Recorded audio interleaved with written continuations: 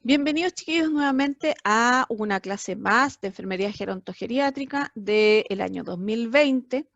En esta oportunidad vamos a hablar algo en relación al envejecimiento y sus características y posteriormente les voy a dejar unos documentos para que revisen las teorías del envejecimiento. Si alguien que no está tomando el curso en la universidad quisiera tener acceso a los documentos que yo les entrego a los chiquillos, solo me tiene que escribir a mi correo que aparece al final de la clase. Vamos a tener en cuenta entonces algunas cosas que lo hemos dicho largamente, pero de todos los adultos mayores, el 60 al 70%, más o menos, son personas independientes, el 30% se clasifica como frágiles o en riesgo, y solo un 3% son adultos mayores postrados o inválidos, ¿ya? A pesar de lo que uno habitualmente cree y piensa, los adultos mayores que están postrados son los menos en este momento. A medida que sobrepasamos los 65 años, aumenta progresivamente la probabilidad que en los próximos años aparezca una limitación en la funcionalidad. Eso solo por el hecho de tener más de 65 años, ¿ya? Eso es como lo que dice la naturaleza, pero nosotros podemos ir un poco en contra de la naturaleza y podemos hacer algunas cosas para mantener nuestro envejecimiento de la mejor manera posible. Vamos a hablar ahora algo en relación al envejecimiento fisiológico versus algunas enfermedades relacionadas y no hay que confundir en lo que es normal para el adulto mayor de lo que es una enfermedad en el adulto mayor. Existe, ¿no es cierto?, una declinación fisiológica que es normal, ¿ya? Y esa declinación fisiológica nos lleva a un aumento de la prevalencia de ciertas enfermedades. Pero no hay que confundir con que el adulto mayor o la presencia de enfermedades sea una característica del envejecimiento, sino que es una característica propia, pero porque existe una declinación fisiológica que es normal. La declinación fisiológica, entonces, para que les quede súper claro, es independiente de estos procesos de enfermedades, ¿ya?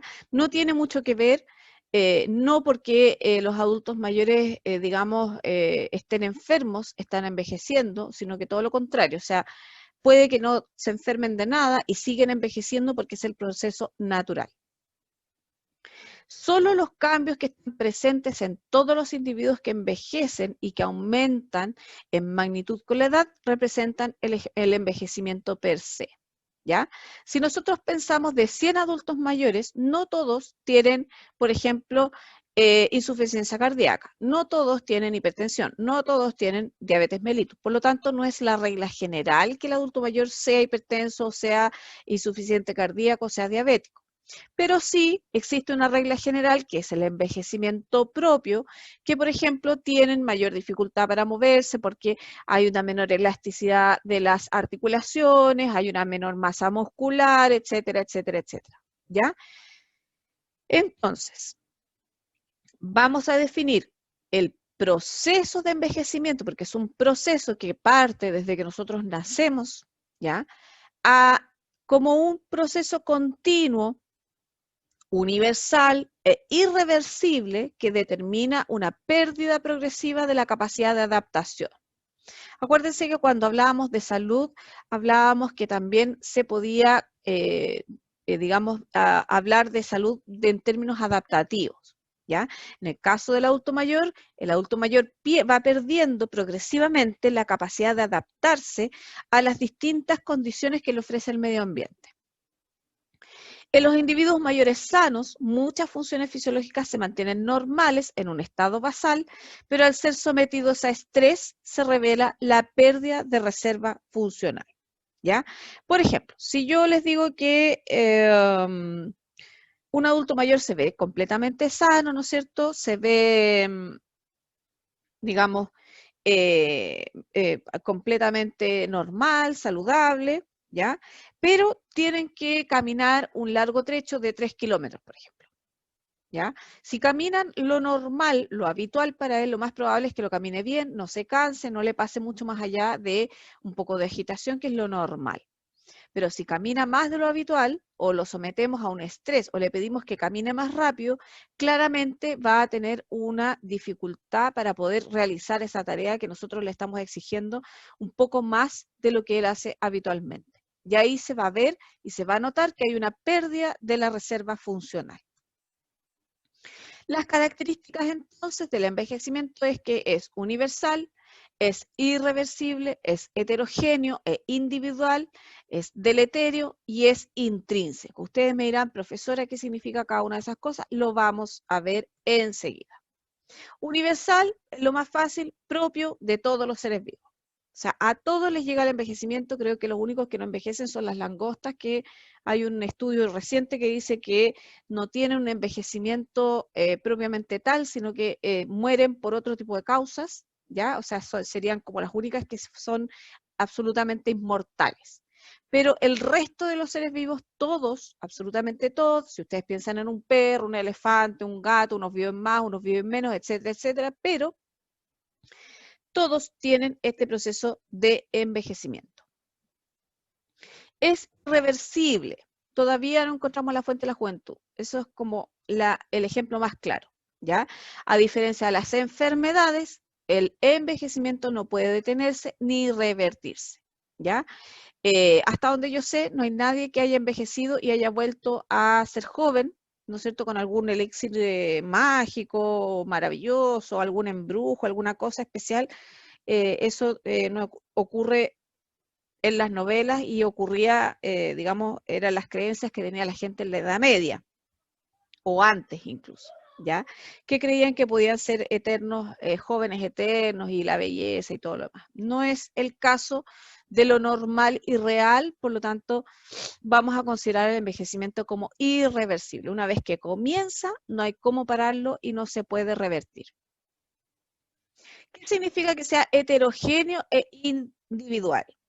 Era un poco lo que yo les comentaba en relación a las distintas especies. Cada especie tiene una velocidad característica de envejecimiento, pero la velocidad de declinación funcional varía enormemente de sujeto a sujeto y de órgano a órgano dentro de la misma persona.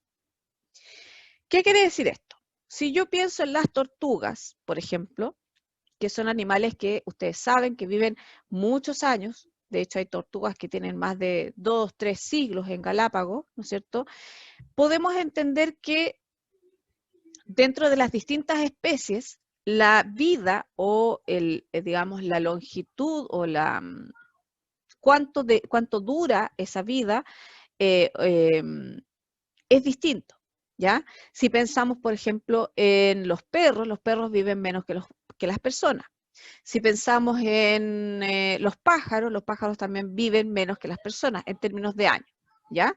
Por lo tanto, la velocidad con la que envejecen, yo podría decir que bajo ese argumento, las tortugas envejecen más lento, los pájaros envejecen más rápido y nosotros estaríamos como al medio.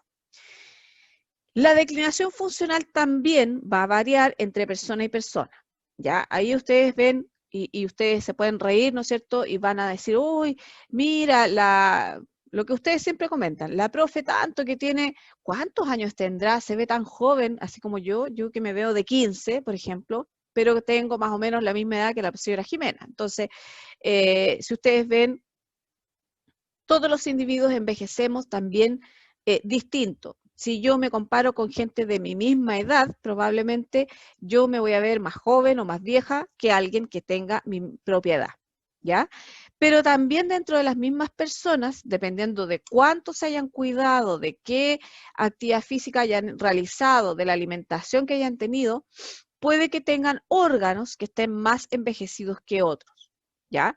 El ejemplo clásico, ¿no es cierto?, son las articulaciones. Las personas que no se mueven, generalmente envejecen, las articulaciones se van endureciendo, se van poniendo rígidas, ¿no es cierto? Y cuando uno las examina, uno dice, es que usted tiene articulaciones de un viejito de 60 años, ¿ya? El otro caso, el otro ejemplo claro es el de los pulmones. ¿ya? Una persona que ha vivido en un ambiente contaminado o que ha vivido, por ejemplo, en el sur, es muy dado el tema del envejecimiento de los pulmones, donde usan mucha estufa leña, hay mucho carbón, son ambientes muy contaminados, generalmente los pulmones envejecen mucho antes que el resto del cuerpo de la misma persona, pero porque han sido sometidos a un estrés mucho mayor. ¿Qué significa que sea deleterio? Y aquí viene un ejemplo sumamente importante, o sea, sumamente simple. En los computadores antiguos, ahora ya no vienen con esa, existía una tecla que se llama delete, ¿ya? Delete o deletear, bien, deletear, ¿sí? Quiere decir borrar, ¿ya? Por lo tanto, el hecho de que el envejecimiento sea deleterio significa que lleva a una progresiva pérdida de función. Se diferencia del proceso del crecimiento y desarrollo en que la finalidad de este es alcanzar una madurez en la función. O sea, si nosotros pensamos en el crecimiento y desarrollo, estamos pensando en que hay una madurez de la función, ¿ya? Pero si nosotros pensamos en el envejecimiento, estamos pensando que el fin del envejecimiento es la pérdida progresiva de la función hasta que probablemente la función ya no se pueda realizar. Esto es a todo nivel, órganos, células, transporte químico, lo que ustedes quieran. ¿Qué significa que sea intrínseco? Intrínseco dice que se refiere a que no se debe a factores modificables. O sea, aquí no es que yo pueda decir, voy a empezar el envejecimiento mañana. No se puede, ¿ya? Porque de alguna manera, como dice la lámina, a medida que se ha logrado prevenir y tratar mejor las enfermedades y se han mejorado los factores ambientales, la curva de sobrevida se ha hecho más rectangular, o sea, se ha hecho más plana, si ustedes quieren, hay más meseta.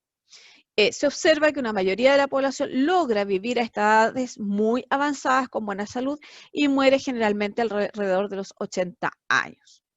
Pero igual va a morir en algún momento, o sea, por más mejorar la calidad de vida, mejorar la medicina y todo lo más, en algún minuto igual va a morir porque es un proceso que no depende de los avances externos, sino que depende de un reloj interno que nosotros tenemos y ahí entran las distintas teorías del envejecimiento que les voy a dejar en un documento. ¿Por qué envejecemos? Y aquí empiezan las teorías, porque todavía no hay una causa clara, no está descubierto el por qué envejecemos.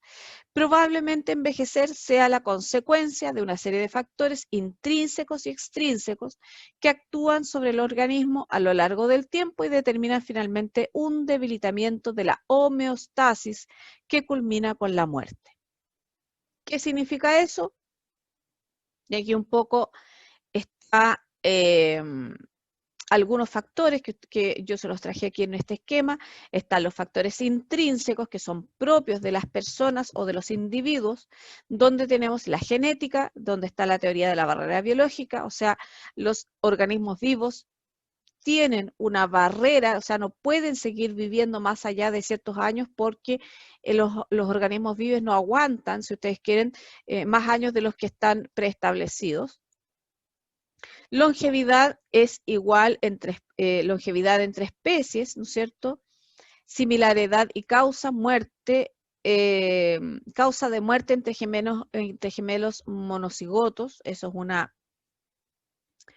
teoría, un estudio que se ha hecho donde se ha visto que los gemelos generalmente se mueren más o menos a la misma edad y más o menos de las mismas causas, ¿ya? Hay una longevidad familiar, o sea, hay familias que son mucho más longevas que otras, y aquí entre ustedes pueden comentar hasta cuántos años vivieron sus abuelos, ¿ya?